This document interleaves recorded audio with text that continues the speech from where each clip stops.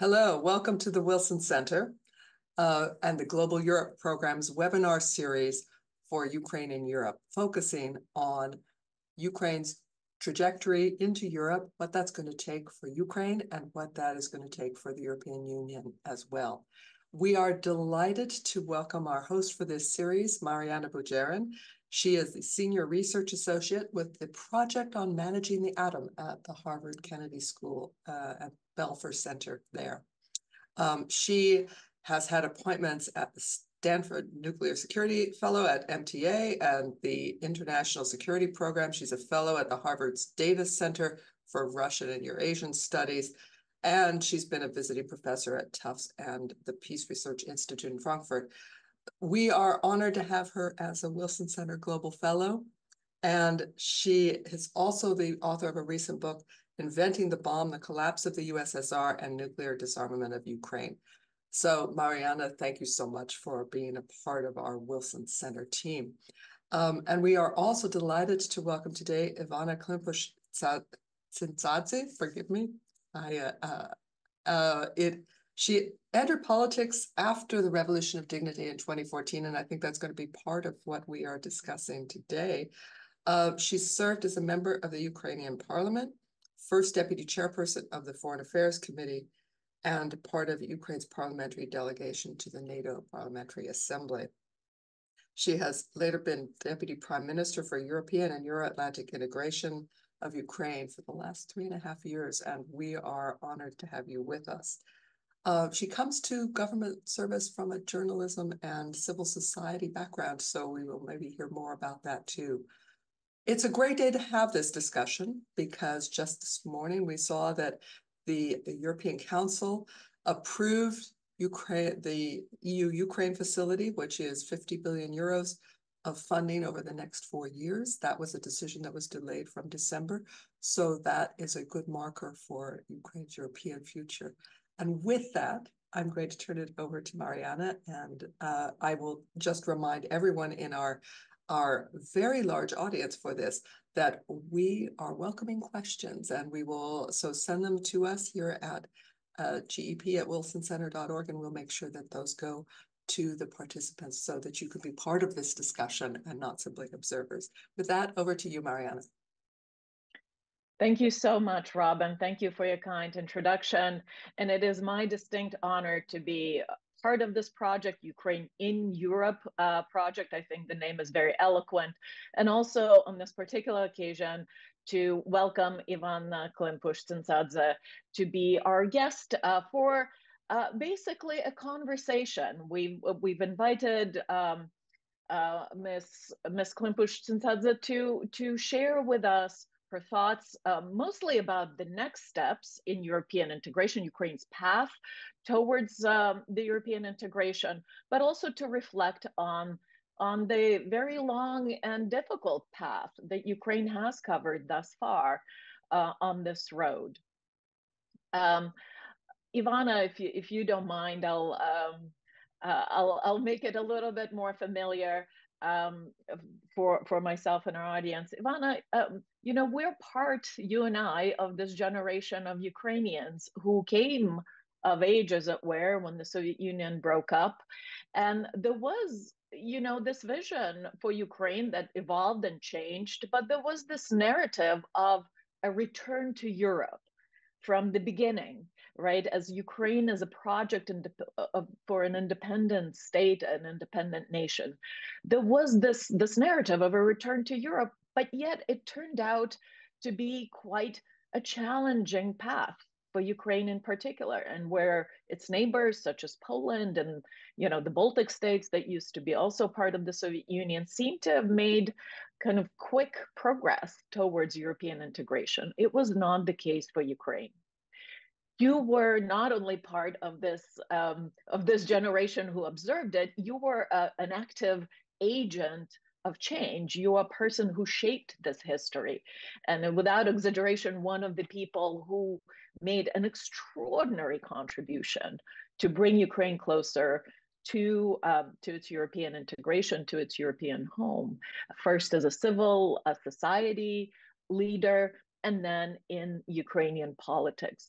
Could you please give us sort of an overview of this path and your thoughts about why was it so particularly challenging for Ukraine to chart this path towards Europe.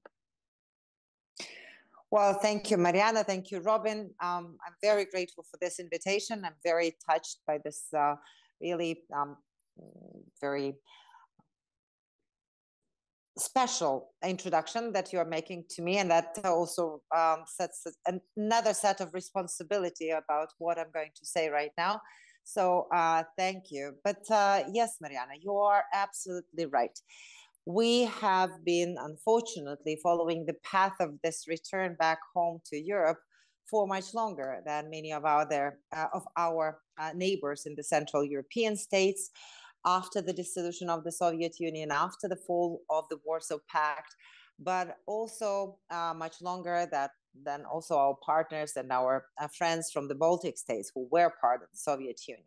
I think it was a set of several, of different problems that were part of both Ukrainian kind of societal texture, but also of the unreadiness to an extent on the European side to actually bring us back to the mental, cultural, historical map of Europe and getting along with the mythical explanation and interpretation of history that Russia was trying to present and still continues to do so during this brutal conflict and brutal war that we are fighting in these particular days. So I guess to an extent, maybe Ukrainian people, Ukrainian society probably was a bit more or had a heavier representation of kind of Soviet type psychology. So some of the transformations were taking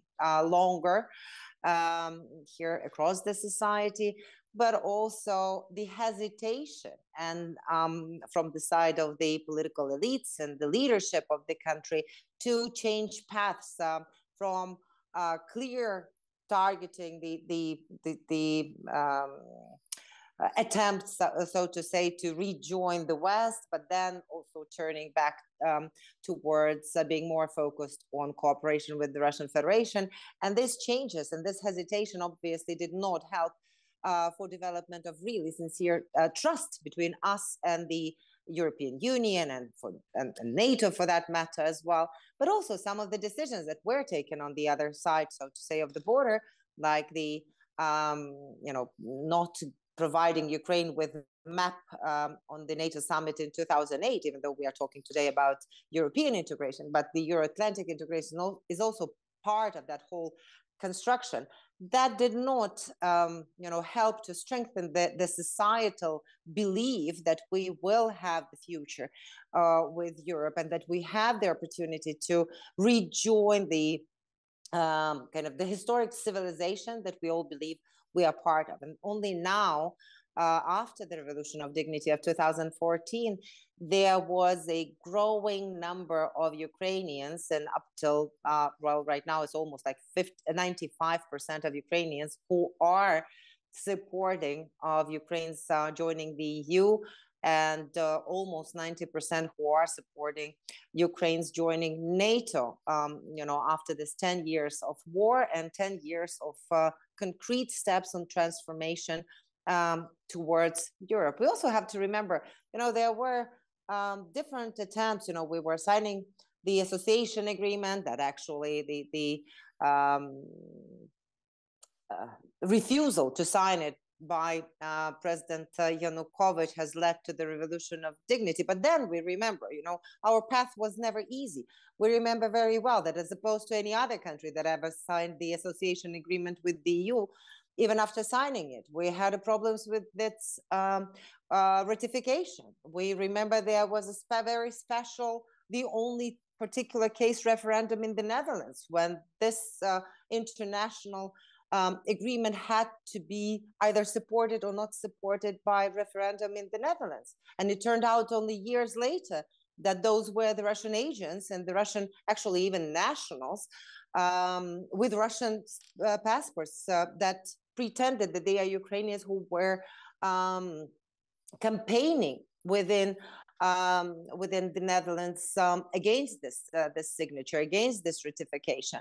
And that actually led to yet another set of reservations that the EU has set for itself with regard to Ukraine, or that Eastern Partnership policy that we had from the EU. You know, it had many positive intentions on behalf of Sweden and Poland when it was initiated, but basically it was never about integration. It was always about cooperation, and to an extent also building some type of buffer zone between the West and between Russian Federation. So I think there are a lot of lessons learned on this path. Obviously, with Ukraine also making a set of mistakes in terms of not really moving quickly with transformation internally, but also on behalf of our European colleagues and partners that have led to the situation that our path is still ongoing. But definitely we hope, we believe, and we trust we are much closer to reaching the strategic goal for our people, for the country, and for our future. Thank you so much. This is there's a lot in there to unpack in your answer. You did mention the war. You did mention the refusal to sign the association agreement by Yanukovych back in November 2013. That triggered what became the Revolution of Dignity. And of course, we remember that refusal was done under Russian pressure, with Russian bribes, you know, and cajoling. So what is the role of Ukraine's northern neighbor in obstructing this path? What do you think? Why should that be such a big problem for the Kremlin? I mean, we do hear a lot about NATO enlargement, and that somehow provoked you know, Putin into kind of this preemptive aggression. But really, if you unpack the history, it was the European integration that set in motion a lot of these events, and including, you know, Russian kind of covert aggression and then overt aggression. What is your reading? Why is this European path so objectionable to the Kremlin? Well, first of all, I think in this audience, everybody remembers words of Zbigniew Brzezinski that Russia cannot be the empire without its integral part, as it sees it, without the heart that it needs to become an empire, and that's without Ukraine. So therefore, we also have to understand that any real cutting of the umbilical cord with the Russian Federation on behalf of Ukraine has been seen as hostile by the Russian Federation, that still was dreaming about bringing Ukraine back under control. And so we have to also understand that 2014, when the aggression has started with this illegal annexation of Crimea by the Russian Federation, it was a well-prepared step. We are learning about that much later. You know, it wasn't that emotional decision of the Russian Federation to kick in. Those were plans that have been worked on for about maybe like 5 to 7 years, which even were basically announced in different formats by President Putin on different international forums, but nobody really thought that he will be that blunt in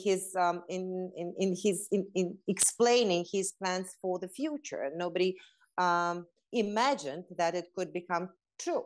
So therefore, Russia saw any possible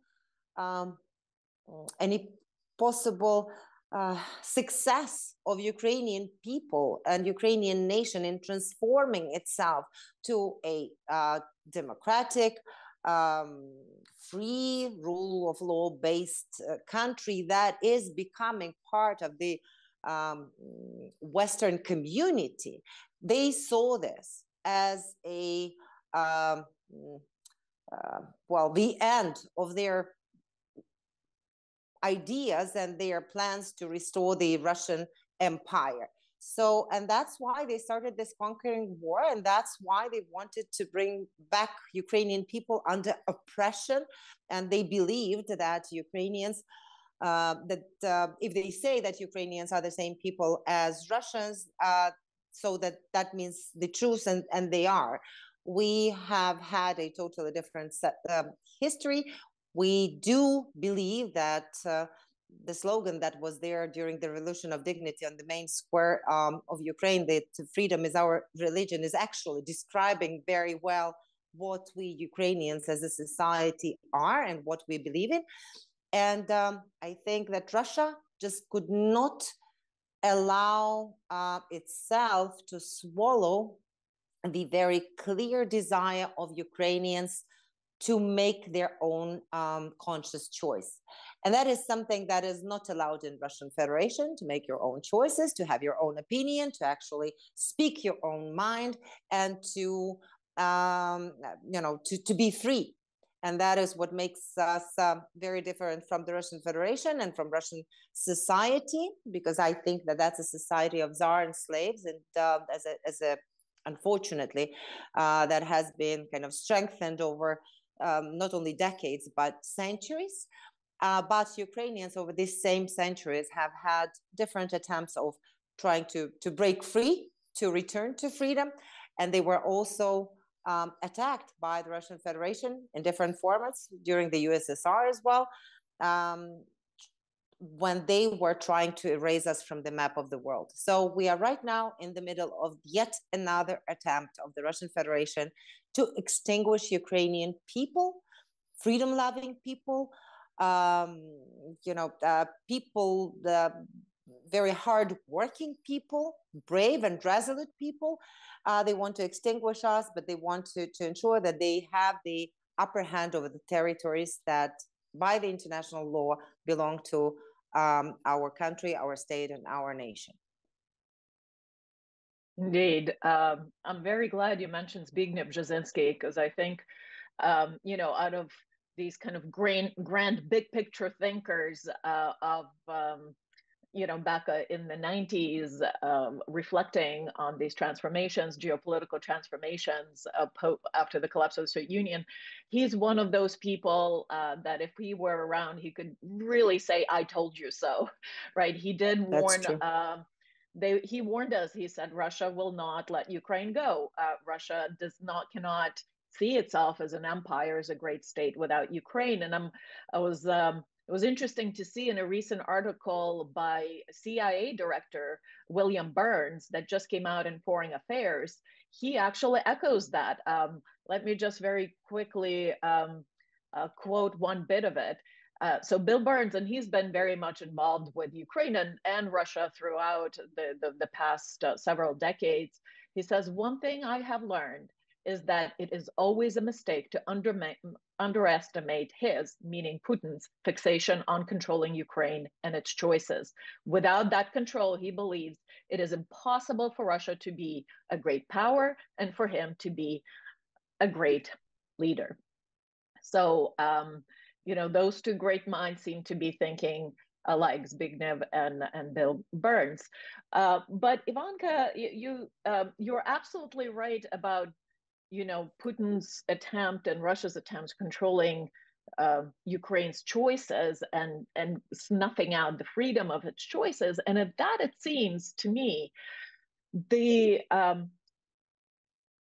both the revolution of dignity as well as ensuing attempts of the Ukrainian government and civil society to chart this road to Europe is not really so much about the past, or only partially about the past, kind of returning to this common heritage and history.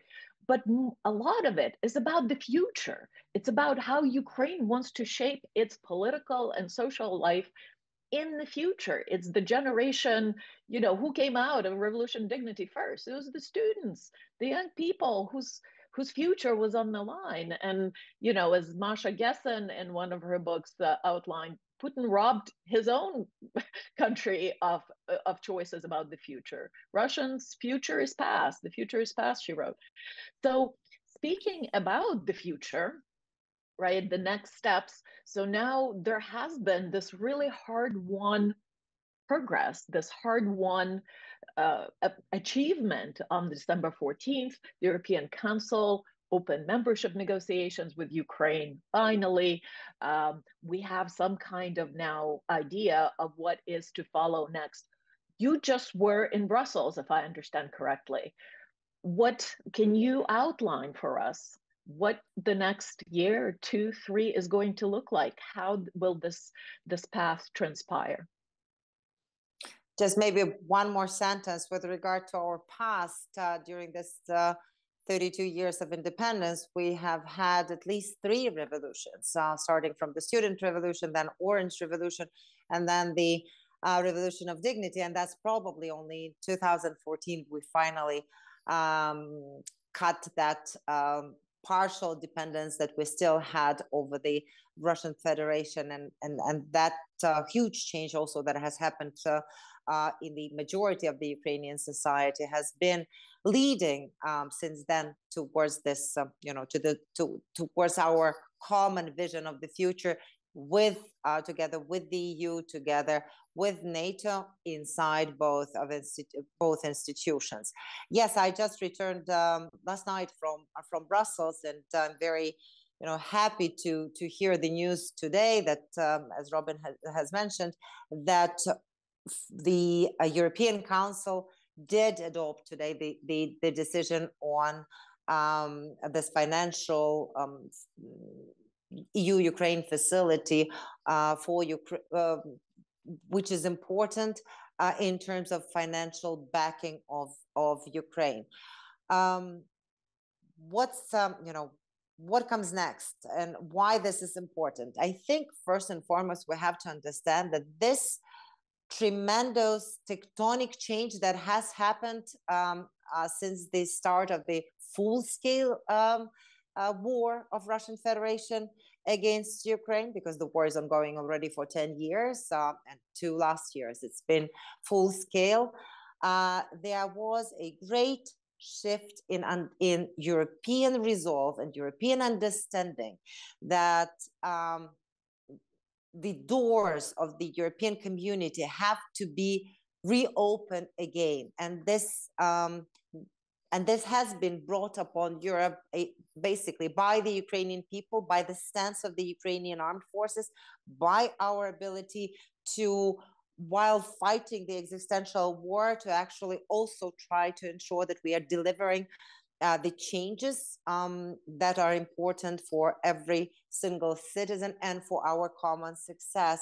And that has brought about the candidate status to Ukraine and Moldova, and now has brought about this decision on opening the negotiations with Moldova, with Ukraine, a candidate status to Georgia, which I think is also dramatically important from the geopolitical point of view. I think this is a very, very serious part of this change in the mentality of Europe. And we hope that further on the political and bureaucratic decisions, because we'll have a lot of technocratic, bureaucratic decisions that will have to be taken on this path, but also the political decisions, they will be done with the same resolve towards, and it will be movement towards each other, and that will be a two-way street. I think that that's very, very important, not to lose that resolve and unity that we have seen up till now, not to get into the fatigue and deep concern state of mind, as we've seen before on the European side, but also a lot of work will be required on the domestic homework that we will have to deliver on part of Ukraine. And that's starting, from making sure that we are preserving the democracy, the freedom of press, freedom of media, preserving and building really mechanisms for the rule of law to be operational, fully working in Ukraine, but also on many very technical things, bringing our legislation in compatible mode towards the EU legislation. That will require a lot of effort, but that will require also a lot of dedication and understanding also from our side, and also not being not getting tired also from our side, and keeping the society on board, because obviously the process will take years. The process will require a lot of sometimes even very hard decisions, and especially when they are happening on the backdrop of this bloody war. That creates additional challenge to how quickly and how how fast we can move on this track. But we are resolute.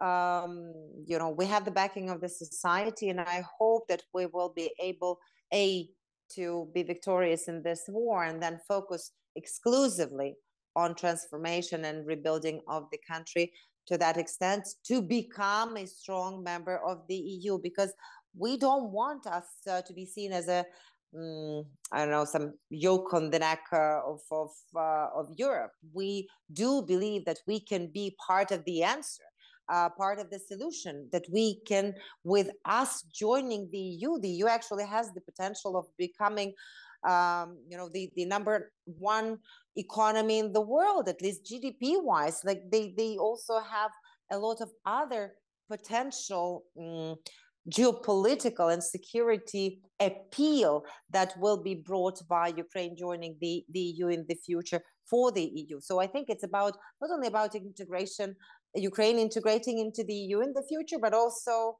the EU to an extent integrating in its future renewed self. And I think that that's what is very different about this wave of enlargement that is happening right now, as opposed to the previous ones, which were more based on the economic kind of considerations and less on security and geopolitics. Ivanna, those were very poignant points. And Robin and I have actually been discussing this to say that Ukraine's integration is not just going to transform Ukraine, it's going to significantly transform Europe, absorbing a country the size and of Ukraine, even the war notwithstanding, is going to transform the European Union significantly. We do have a great interest from the audience. We have some questions coming in, so let me just go straight to those to make sure that we do engage our audience online today. The first question comes from Professor James Doran.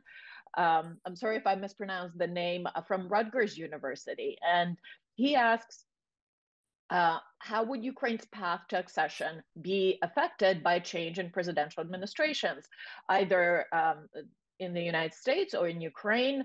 And what other key EU or by other EU key EU players, sorry, fumbling that. And it's, many European countries and the European Union itself will have elections this year. This is going to be a huge election year. And just to add to that question, we do anticipate the rise of kind of far-right forces in Europe.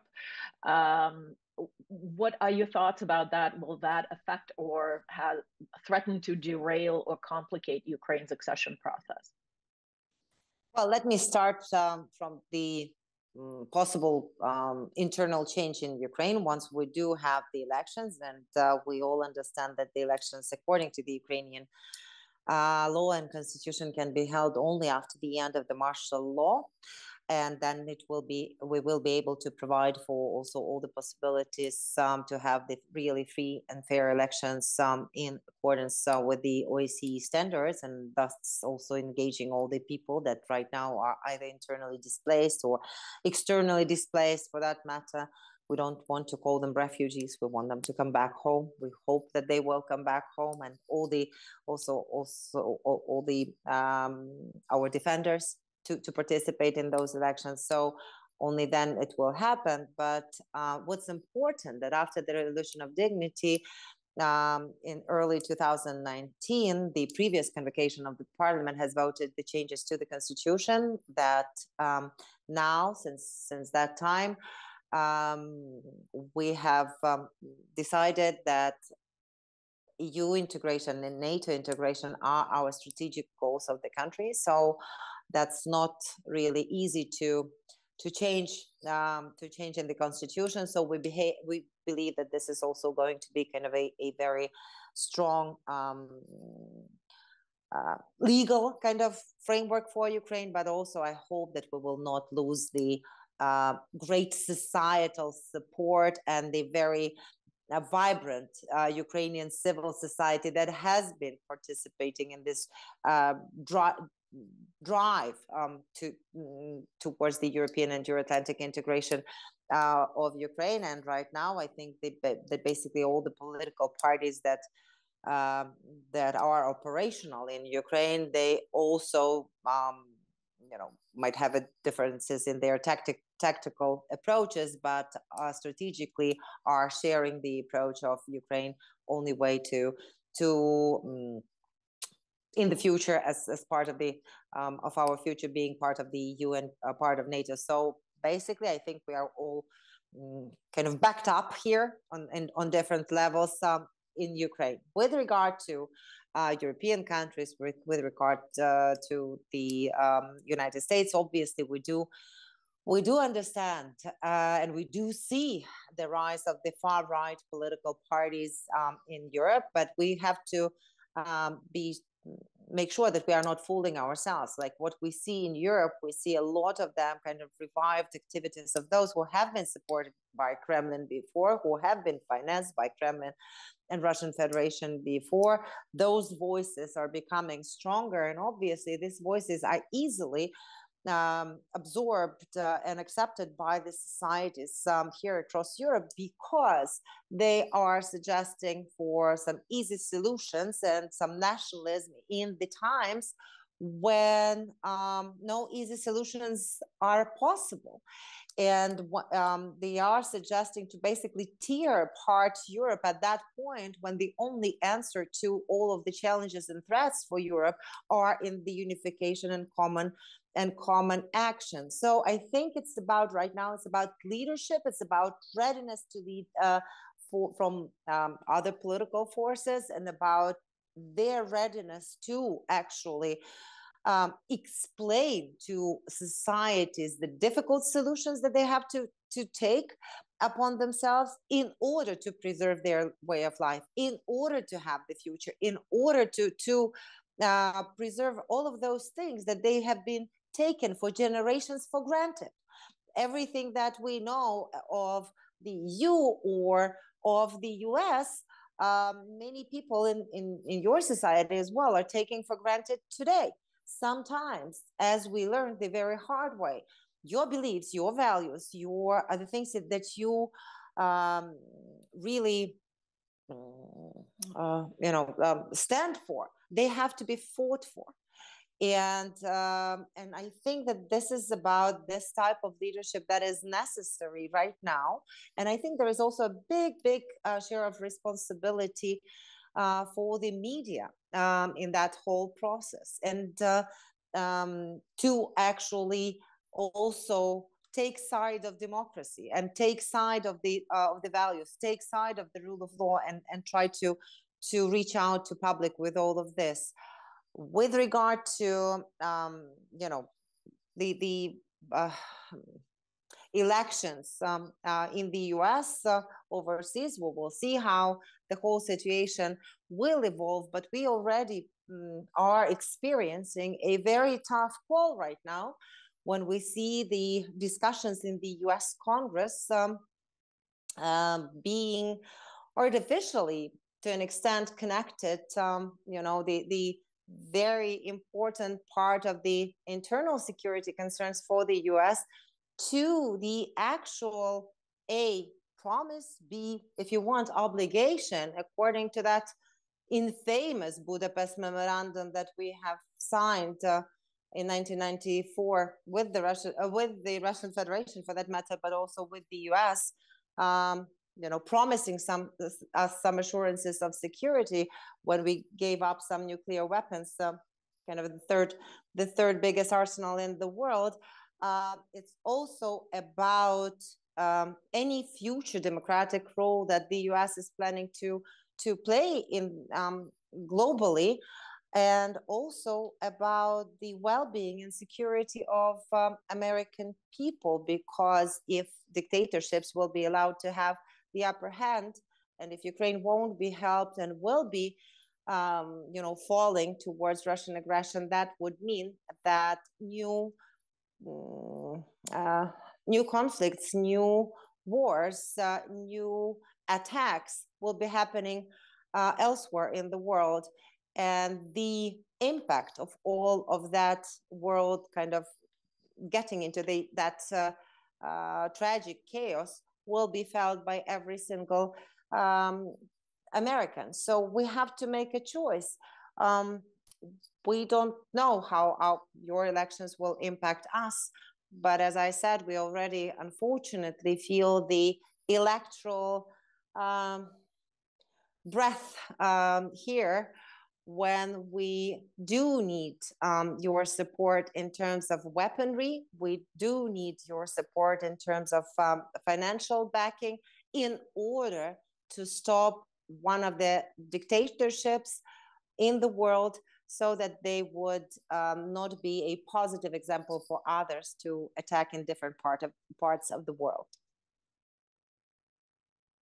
Absolutely. And I'd just like to sort of note that not all far right or right wing forces are created equal, right? We went through the election in Italy where there was a lot of anxiety about the continuation of Italian support, but Giorgia Meloni seemed to have been a steadfast supporter of Ukraine, even kind of.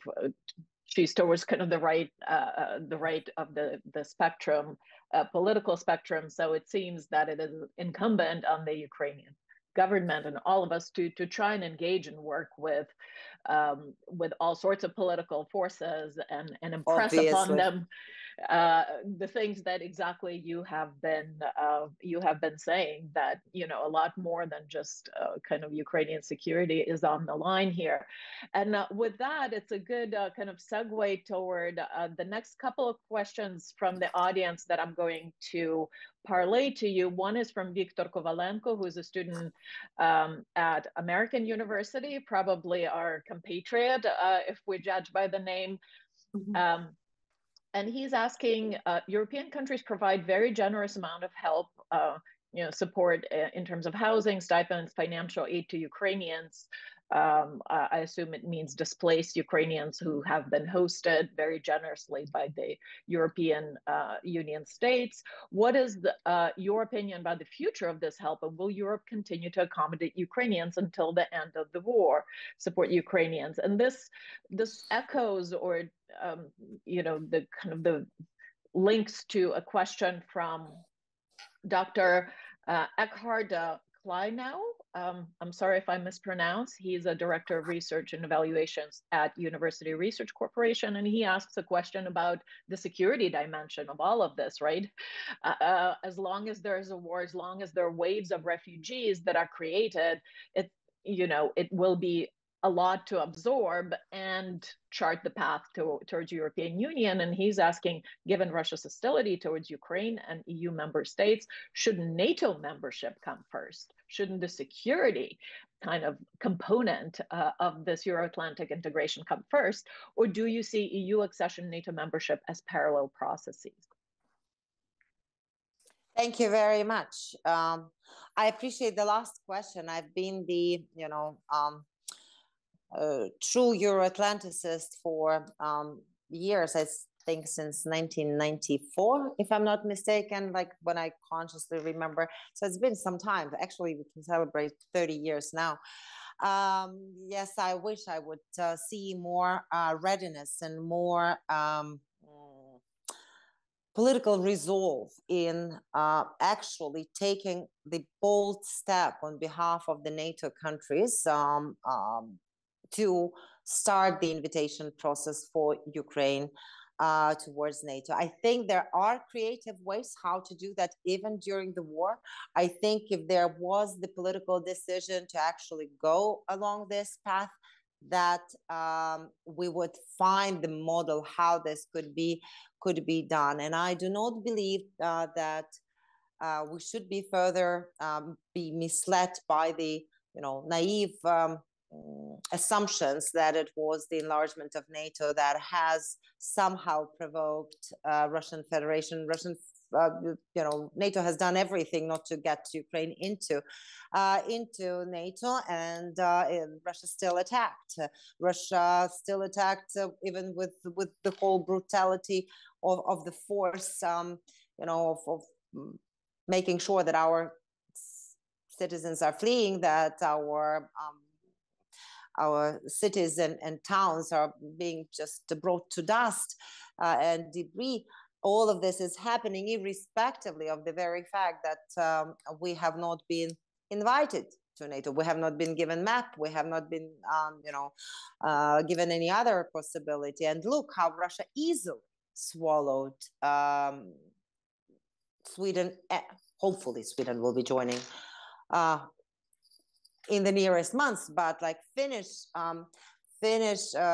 membership in NATO, which means that it's not about NATO expansion. This is not about anything that is connected. This is totally a pretext that Russia is using in order to threaten the common West, for that matter. And unfortunately, I think Russia is succeeding to some extent because we are still not there, because we still do not have this decision. And yes, I do believe that NATO membership should come first and could be easier achieved, but that requires a lot of work among the NATO members. And actually, first and foremost, right now in the US, we don't have that willingness of the US as we had back in 2008 from then President Bush. To get Ukraine into NATO by providing Ukraine map. At that point, it was France and Germany that stopped that process. Right now, unfortunately, the US is not leading this process. And very briefly, with regard to this really great, generous support that EU countries have been giving to Ukrainian people, as we know, they have actually they have been using the European Directive on Migration that allowed all the states to provide this different possibilities for the Ukrainian people. At the end of last year, they prolonged the possibility of using this framework for yet another year till the beginning of 2025. Well, I would like to believe that we are going to be getting much closer to the end of the war at that point.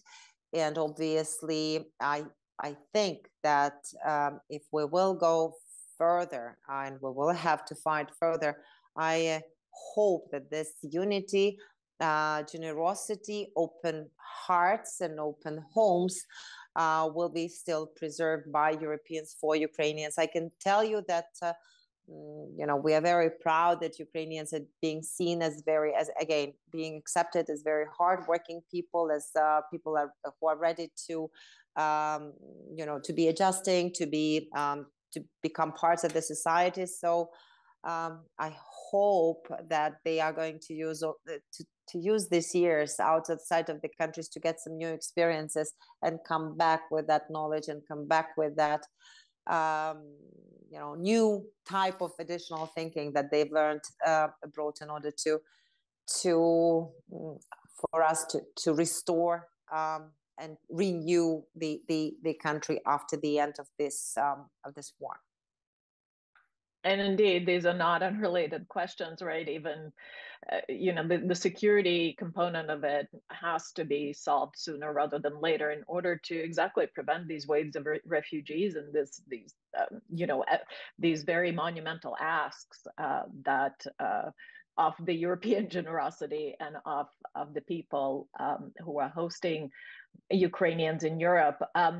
There's still a lot of questions, which is fantastic. We have a great and engaged audience. But before I jump into those, Robin, you had a question or a comment. Actually, I just wanted to add in a comment because the discussion has been so vibrant to date.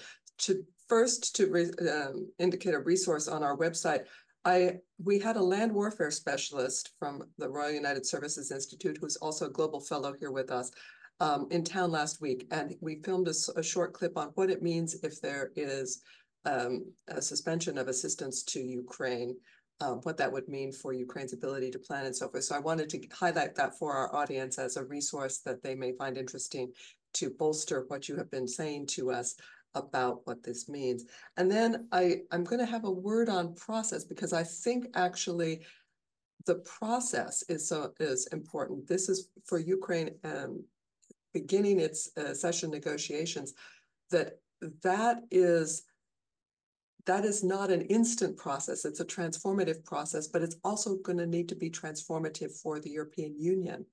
And that is something that we are really taking a careful look at. And again, we've got a couple of short clips from Cathy Ashton, who was the former vice president of the Commission and senior the High Representative for Foreign and Security Policy, talking about what that means for the EU too.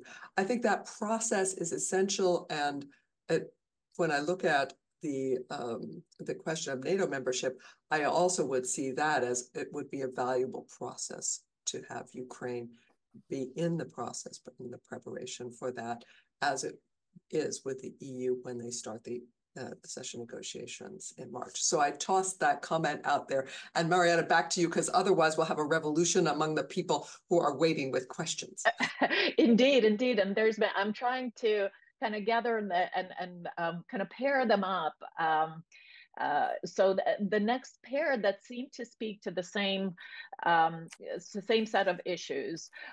One question is from Michael Case. Again, I'm sorry if I mispronounced the name. He's a senior diplomatic fellow at the Wilson Center, is part of the Wilson Center team. And he asks about the de-oligarchization of Ukraine, and whether that is critical to the transformation of Ukraine that is required as a future member of the EU. It's required of all the future members of the EU. How do you see the de-oligarchization process moving forward and being resolved? Will Law 5599 become the tool to solve this future of Ukraine, or is more needed? And I'll follow it up with kind of a more general question from Natalia Shulga from the Aspen Institute, who asks, how do you build and reinforce trust between Ukrainian leaders and EU leadership? Because of course, Ukraine does have, or used to have, and some of it very deservedly, the reputation for having the government dysfunction, for having these oligarchic interests very deeply entrenched in the national economy and the political process, right? So that is one of the devils that Ukraine has to confront on this path. Your thoughts? Even I don't know the numbers of the laws maybe that well as your audience. So I'm assuming that the 5599 or whatever the number was, that was the law on de-oligarchization that has been passed by the Ukrainian parliament some years ago. Well, I do have to admit I am a systemic critic of that particular law, because I don't believe that by one law you can actually sort out any problems with oligarchic influence, and that was more of a PR action from my point of view on behalf of our majority that right now is in the Ukrainian parliament. At that point, I was among those who was more trying to explain that we need other instruments like the strengthening of the anti-monopoly committee, that those instruments that are working in other countries, or making sure that we have the clear rules of engagement, so to say, for lobbying and for the work of the non-governmental organizations and so on. And finally, that's exactly what has happened. Basically, the European Commission has, in a very diplomatic way, has told Ukraine that, well, how about you forget about this law on the oligarchization till after the war. And in the meantime, they told Georgia and Moldova to get rid of those laws because they copied it from Ukraine. And focus on real steps how to fight the oligarchic interest. And that's exactly about anti-monopoly, about competitive instruments, instruments for competitiveness, instruments on transparency, instruments on the rule of law, regulations for lobbying, and so on. And that's exactly what Ukraine has been doing over this year since we got this feedback from the European Commission. And I think that that's very useful. And I think that that is really helping in this process of making sure that there are not any vast interests influencing Ukrainian economy, or much less of them. Much less of them are part of the Ukrainian economic canvas, so to say, at this point. And I'm sure that we will be further successful in this. So that's with regard to that particular law and the whole process. With regard to Natalia's question,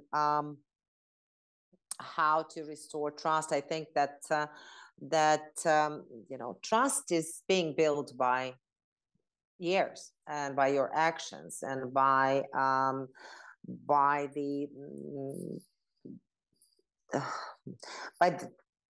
building. It's very easy to lose trust, and so I hope that at this moment it is the Ukrainian society that is the major kind of investor in this trust between us and the Ukrainian leadership and the leaders of the Western world. And I think the watchdogs that we do have here internally in the country, like political parties of the opposition, or the non-governmental organizations that have been working over decades already in this realm, making sure that Ukraine does not deviate and does not lose the focus of what we are supposed to do and what we should be doing, are the actual guarantors, from my perspective, of that trust. But if we're talking about trust from Ukrainian side, that's part of the thing.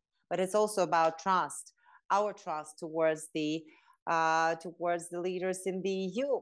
And I think that that's also, hopefully, the changes that are happening right now over this last couple of years within the EU will actually ensure that that the EU will not be losing that resolve for this huge change and transformation that Robin also was referring to, and will not lose the sight of what's important in this process, because we already see,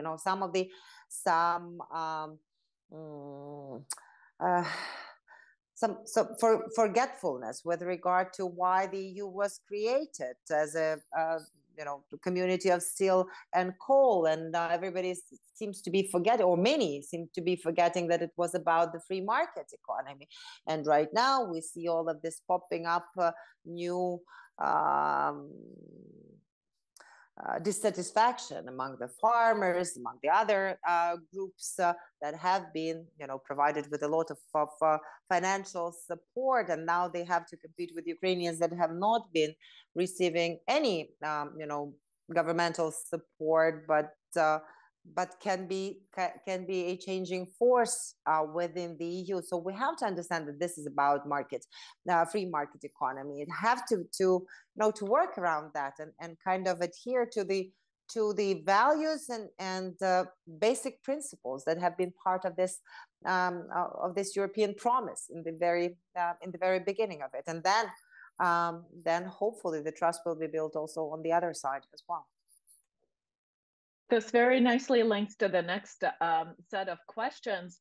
And I know we only have 6 minutes left because we have a hard stop at 11, but I'm going to try to get as many of them as possible. And there's a collection of questions that ask about exactly these sort of very, very tangible, very concrete things that will need to happen for the accession to take place. So Sumra Hasimoglu from Germany and Sophie Draeger from Maastricht University both ask, do you think that Ukraine will be able to get ready to provide what is required from political and economic criteria of Copenhagen? And a more specific question from Michael Kays and from Hiroaki Nakanishi. that asks about the EU agricultural policy. We, as you mentioned, we already see some tensions between the farmers in the Eastern Europe, Romania, and Poland more notably. And we know EU agricultural policy is a very big and complicated thing, to put it mildly. How do you answer the concerns that Ukrainian membership and its agricultural sector will displace the EU agricultural sector, and that the EU will see a sudden wave of Ukrainian labor spanning out across the EU? The later was seen when Poland joined the EU. So there will be, absorbing a country the size of Ukraine, the market size of Ukraine is going to be markedly different than, some of the smaller members. Do you anticipate that this will be a major impediment or a challenge? Well, definitely it is going to be a challenge. And let me start from the very last question. But that means that right now already there are several attempts, different type of attempts within the EU to try to see what are the major challenges that would have to be addressed. And that is about decision-making within the EU. That is about such horizontal policies as CAP, as Common Agricultural Policy, or that is about also the funds that have been used within the EU to kind of equalize the different development in of the territories, and that is also about absorption capacity of the EU. But that means that right now there was this German-French kind of analytical paper on this matter. Right now, I know, and that's from my latest conversation with the Vice President who is responsible of the European Commission, who is responsible for this institutional dialogue, Mr. Šefčovič, is saying that by the end of February, the EU, the Commission, has to come up with a special kind of policy paper that would outline major problems that would have to be addressed, or major challenges that would have to be addressed. And the Union does have time to do that. The only question that we are pointing out, that it's very important that all these transformative processes that are happening and that will have to be tackled within the EU would be done in parallel to our transformation and to all the other candidate countries' transformations, that we would not become dependent on whether that process is finished in the EU, and that would not become another impediment for our joining the EU. So if we are done with our homework, we should be let in. And so these processes should not be directly kind of connected in terms of time. That's one. With regard to the second question, with regard to Copenhagen criteria. Obviously, we understand that this is the fundamentals cluster that is opening the first, and that will be the last one to close.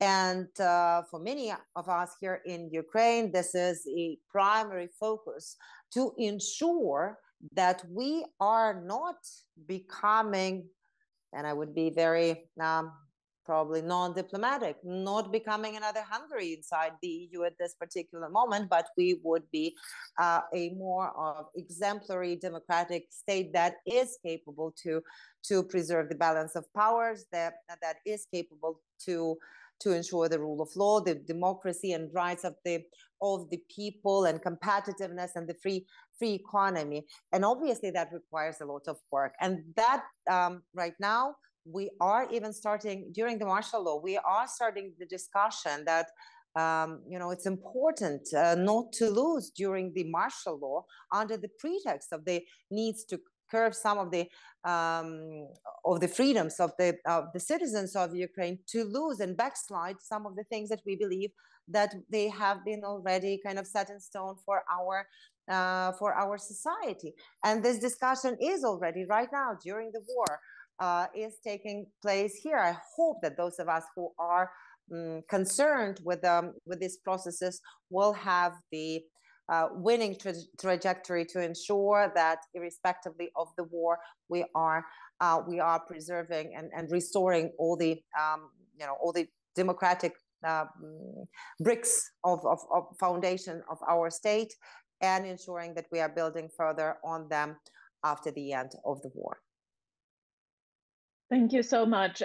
We are at the top of the hour and we are out of time. But if I could just take one more question, I think we have, I wasn't able to fit all of them. There's a lot of interest in this clearly, but it seems that we have some middle schoolers from the United States online with us today watching this conversation. And we have a question from Mr. Bauer's class in Fluvanna Middle School. And the middle schoolers ask, how would you explain to Americans and American students, to ordinary people, how supporting Ukraine is in the interest of Americans as well as Ukrainians? Well, thank you for this question. America has been always about democracy, about possibilities, about development of every single citizen, and about a possibility to realize a dream of the biggest sort. We Ukrainians are also aspiring to have the country of similar type, and that's why we are fighting for the choice to become such a country. So, however, we are being attacked by the country that has decided that we should not exist as such, and that we don't have the right for our choice and for our future. So in order for making sure that this is not possible in the future with regard to any other nation, the guarantor of this and the example of this rights and freedoms that the US is seeing to the world should, from our perspective, join in helping to protect the world from the upper hand of those who want to ruin the very basics of the dignity and lives and the right of people to live, and that is Russian Federation. If Russia wins this war, if America does not help Ukraine to withhold this pressure, then it means that other states like Iran, like North Korea, like China will think that it's okay to attack. And that means that America, that does have additional security obligations in other parts of the world, will have to not only give like less than 5%, as it is considered right now, of its military budget to help those countries, but American soldiers will have to go and fight there because you promised those countries to help and to die there. That means that many of your families will actually feel the change in the pricing, the change in the increase in the pricing. Your level of life will be further deteriorating, and you will lose the trust of so many nations in the world, and you will also lose the very basis of why America has been so good for each and every citizen of yours, because you will be will then be also devaluating the basic principles of your country. So I hope that does not happen, and I hope that we all together be able to celebrate victory, not of Ukraine exclusively. We will be able to celebrate victory of the freedom of the world and of everything that you are being taught at school as American citizens. And those will not remain just slogans, but they will be real actions of each American. It doesn't cost much for American citizens right now. It will cost much. It will lead to the Third World War if Ukraine won't be able to stop Russia with your help. Thank you so much, Ivanna Klympush-Tsintsadze. Thank you for taking time from your very busy schedule for this very, very rich discussion. We very much appreciate it. And thank you, our esteemed audience, for being with us and for such insightful and wonderful question. With that, we will bring this webinar to a close. Wishing all of you peace, security, prosperity, and with that, and good future. Thank you so much. Thank you, Ivanna. Thank you, Robin. Thank you for joining us. Thank you. Thank you. Bye-bye. Okay. Bye. Goodbye.